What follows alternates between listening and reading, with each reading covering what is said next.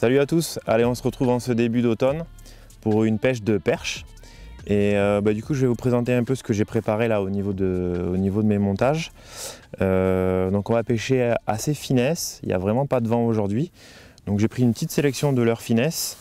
J'ai sélectionné le Z2 de Striking, qui est en matière, qui est en élastomère. Donc c'est une matière qui est indestructible et flottante, donc on va utiliser ça je pense en drop shot. Et ensuite j'ai pris des petits slick finesse. Donc voilà, j'ai choisi quelques petits coloris, deux coloris naturels et un coloris blanc. Donc ça c'est le slick finesse, c'est pas le slick shad. Il a vraiment une queue en forme de queue de poisson, plate. Et la petite astuce c'est qu'on va venir le monter sur des têtes qui sont pointues. Et on va faire cette pêche qui s'appelle la pêche à darté. Ça va donner ça une fois monté. Et l'idée c'est de faire sautiller le leurre au-dessus du fond avec des animations saccadées mais assez agressives et entrecoupées de pauses où on laisse redescendre le leurre et souvent c'est à ce moment-là qu'elles prennent. L'idée c'est que quand elles sont en banc là, en début d'automne, les perches, il faut un petit peu essayer de les agacer, de provoquer l'agressivité. Ça fait arriver le banc sur le leurre, sur les animations, et en général quand on relaisse tomber, là la concurrence alimentaire, le leurre il replonge sur le banc et là il y en a toujours une qui prend. Donc on va jouer ça. Slick finesse à darté et drop shot s'il faut pêcher un peu plus tranquillement.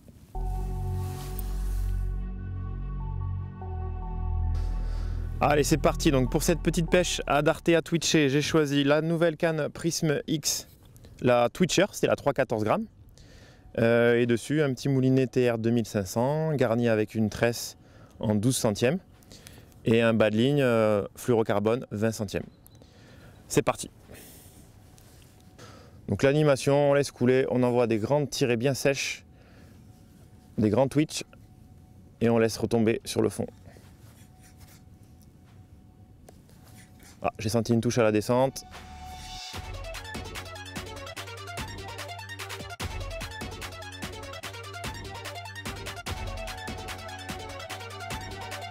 Manqué. Elles sont là, elles sont là.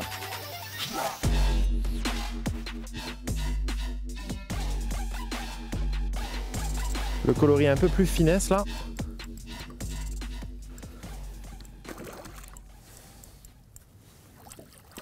Ah, il y en avait plusieurs. Hein. Allez, hop là.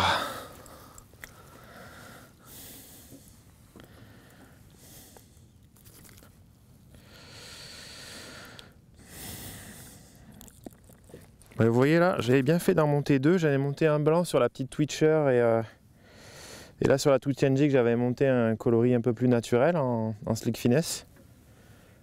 Et belle perche, bonne trentaine de centimètres qui est venue le ramasser sur le fond après une animation saccadée. Et il y avait un joli banc, donc il me tarde de relancer.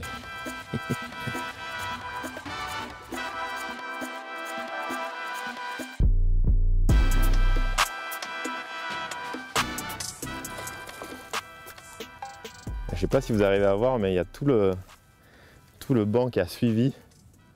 Là c'est génial, on les voit bien sur le fond sableux. Hop là.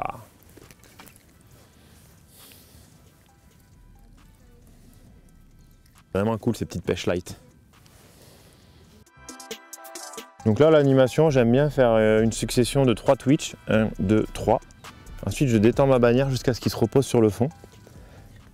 Hop, et voilà, sur le fond, je l'ai loupé. Mais vraiment là, j'étais un peu déconcentré par le fait de parler, mais du coup j'ai fait une pause un poil plus longue, mon leurre il est venu se tanker sur le fond, et poum, une perche l'a ramassé. Donc on va répéter ça.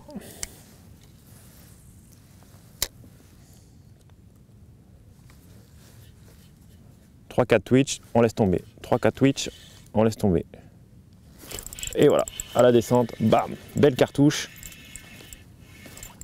Oh là là, il y en a une belle derrière.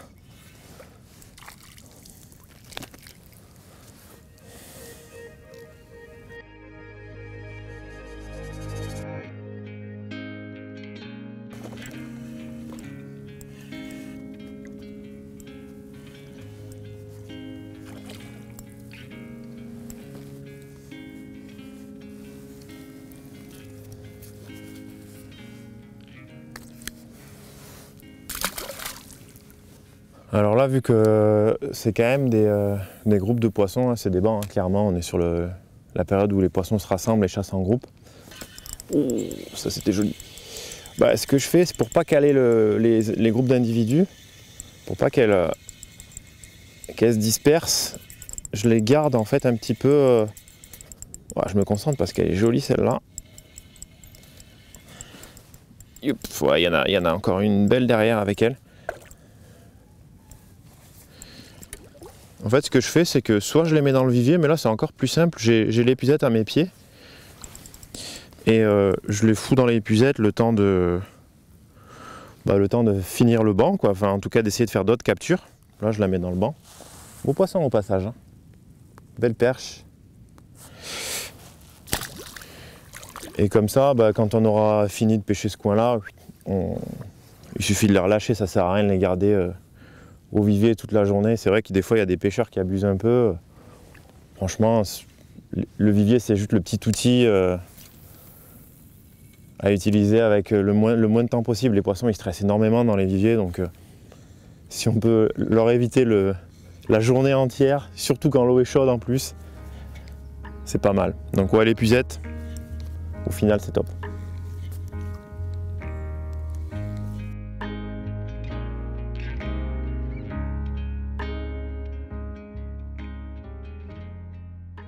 C'est génial les cannes light sur les perches comme ça là. Oh, puis là, elle le voulait. Hein.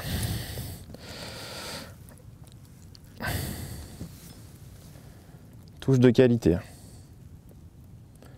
Ça c'est la petite astuce quand vous manipulez les perches comme ça là, vous les serrez juste au-dessus des ouïes et ça les paralyse, on se pique pas. Hop, on décroche et c'est bon.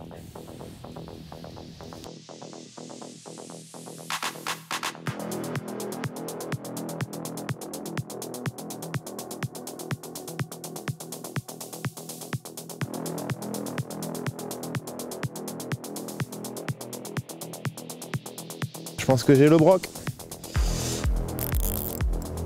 Joli brochet. Donc là, l'astuce quand on pêche la perche et qu'on a un bas de ligne fin, on desserre le frein. On met pas trop de pression. Je me disais, cette perche, elle est jolie. Alors, on va mettre un poil plus de frein quand même. Comment sauver un brochet en 18 centièmes? Pas trop de pression, pas trop de frein, on y va tout doux. Pourtant il est coffré, hein, donc si ça rentre, c'est que j'ai été bon. Hop là, on laisse faire. Oh aïe aïe aïe aïe aïe.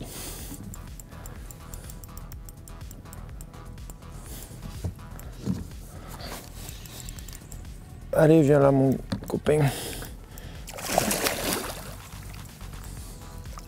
C'est beau ça. Petit brochet, pointant 18, en pêchant les perches.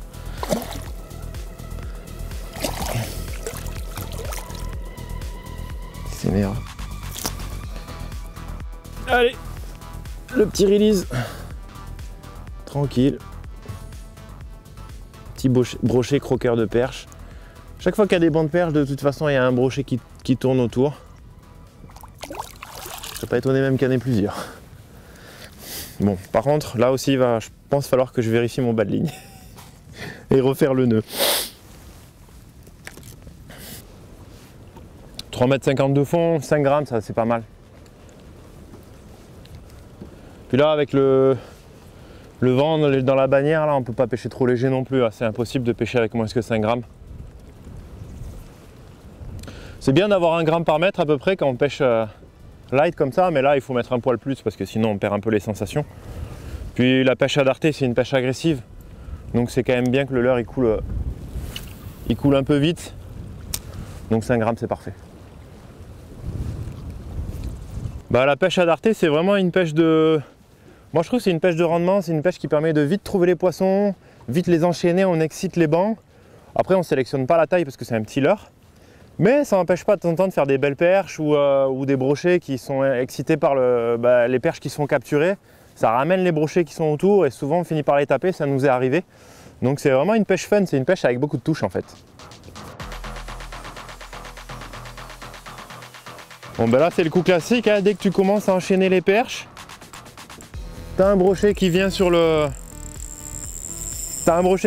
poste.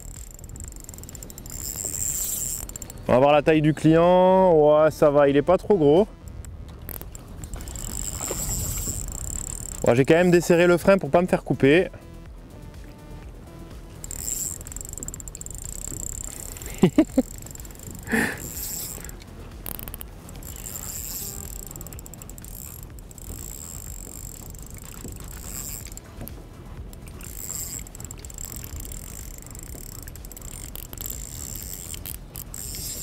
Ouah.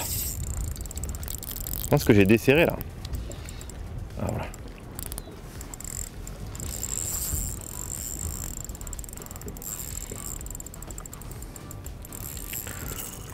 Oh, le coquin il est sous le bateau.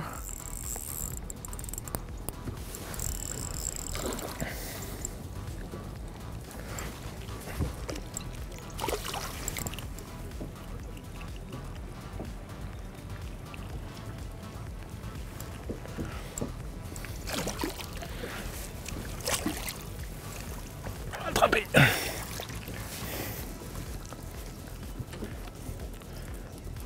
Un broc par le bout du nez.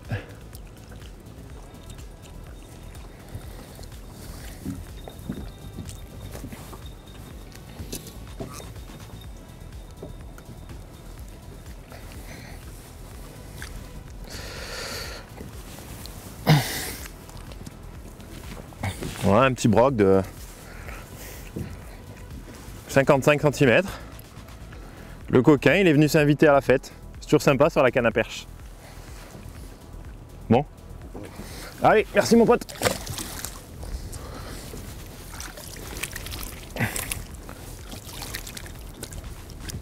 Ah ça, c'est, on peut pas y couper. À chaque fois qu'il y a de la perche, que tu les enchaînes, ils arrivent. Hein. Allez, il y a un peu plus de vent là. Donc je vais passer sur une tête pointue en 7 pour avoir un meilleur contrôle.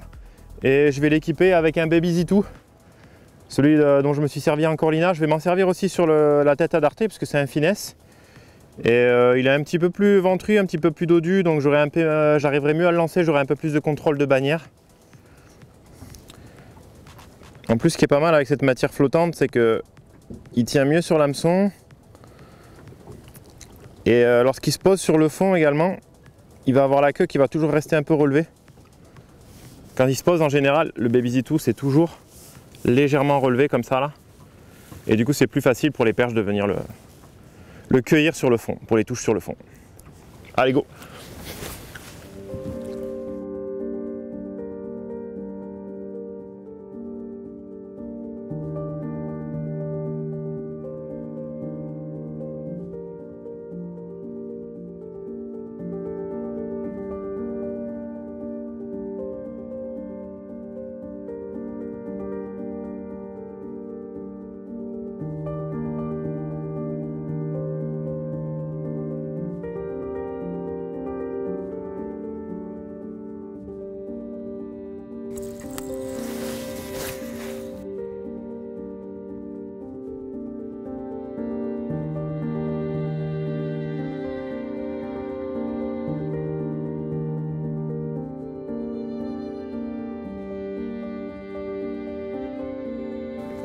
Bon ben là on est en train de laisser un petit peu reposer notre spot de pêche au leurre souple.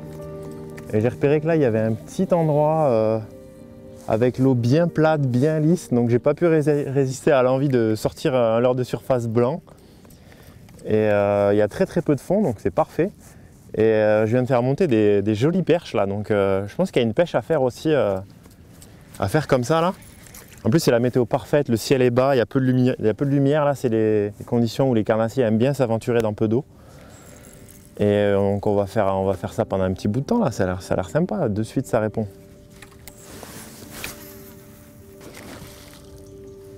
Ça, c'était le brochet.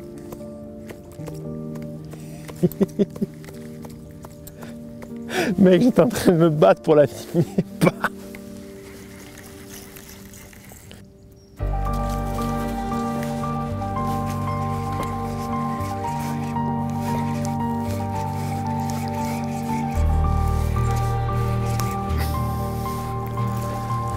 Ah, le leurre de surface, c'est quand même une pêche de fou. Je sais pas si vous avez vu cette attaque dans les roseaux là. Le petit stick bait striking qui se baladait dans les petits roseaux, irrésistible. Les attaques comme on les aime avec le poisson qui sort de l'eau. On va laisser bien se fatiguer. Pas besoin de l'épuisette. Et voilà. Sexy Dog Junior dans les roselières. Propre. Hop là.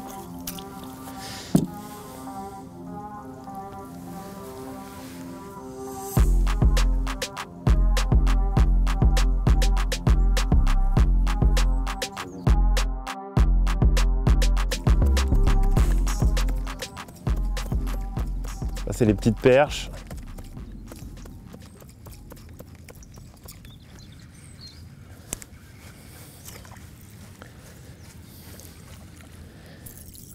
Celles-là, elles étaient dures à concrétiser. L'astuce là, quand vous avez des perches qui font des petites attaques courtes derrière le stick, moi j'accélère, j'ai fait une animation la plus nerveuse possible. Et en général, il y en a une qui finit par craquer. Allez, je me dépêche parce que j'ai vu une chasse sur la gauche là. Allez, pas le temps. Hop, hop.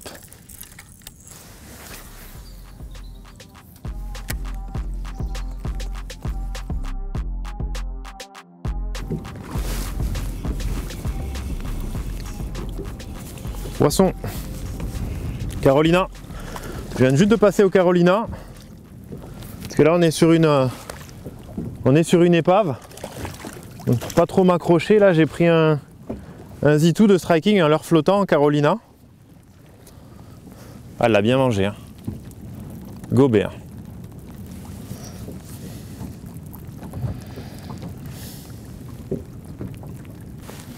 Hop là. Mec, il est avalé le Z2. Et là, l'après-midi est lancé, on est parti sur un poste au milieu du lac, mais il y a du vent, le lac est assez formé, surtout là avec le petit bateau. Du coup, on est sur une structure avec de la perche. Et là, ce qui a un petit peu débloqué le compteur, c'est le montage Carolina. Donc, je vais vous présenter ça rapidement. Moi, j'ai choisi d'utiliser une balle en tungstène brillante parce que visuellement, les perches réagissent bien à ça. Assez lourde, hein, j'ai mis 14 grammes pour garder les sensations. Je l'ai bloqué entre deux stop flottes, ça me permet de pouvoir choisir à quelle hauteur je pêche. Je peux choisir de pêcher près du leurre ou plus éloigné, il me suffit de faire coulisser. Et le leurre, évidemment, j'ai choisi un Baby Z2. Donc toujours ce leurre dont je vous ai parlé tout à l'heure, là, qui est en élastèque. Donc matière indestructible, flottante. Et du coup, le leurre va vraiment toujours rester légèrement au-dessus du plomb quand le plomb vient se poser. Et voilà, monter en texan, je peux venir frotter les épaves, frotter les structures, frotter les pierres qui sont sur le fond. Et les perches le ramassent, partent avec et j'ai qu'à appuyer mon ferrage. Et volontairement aussi, la petite astuce que je peux vous donner, j'ai pris un hameçon droit, donc une hampe qui est courte, qui descend, enfin qui est pas beaucoup d'angle. Comme ça, les perches qui ont des petites bouches ont facilité à l'engamer. Carolina, Baby Z2, le montage perche de l'après-midi.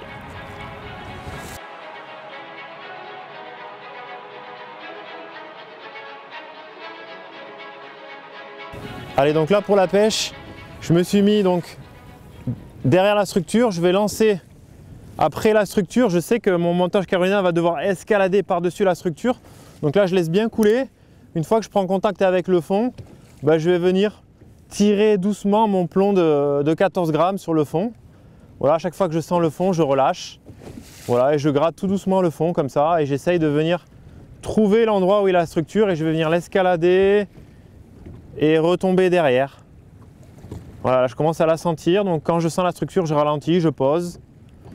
Voilà, c'est une pêche qui est facile parce qu'on a vraiment beaucoup de sensations, on sent ce qui se passe à l'autre bout. Hop, là j'ai senti que j'ai escaladé encore un petit bloc. Hop, hop, je passe par-dessus. Ouais, et là je laisse retomber. Donc je détends bien ma bannière. Hop, ça y est, je suis retombé sur le fond. Hop.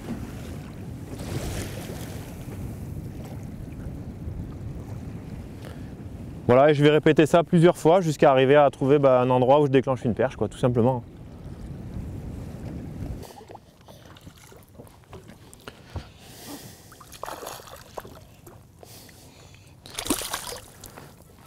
Hop là, Carolina.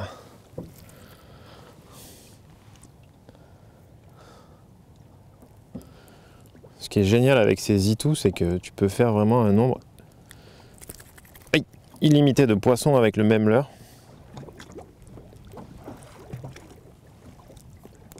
Hop.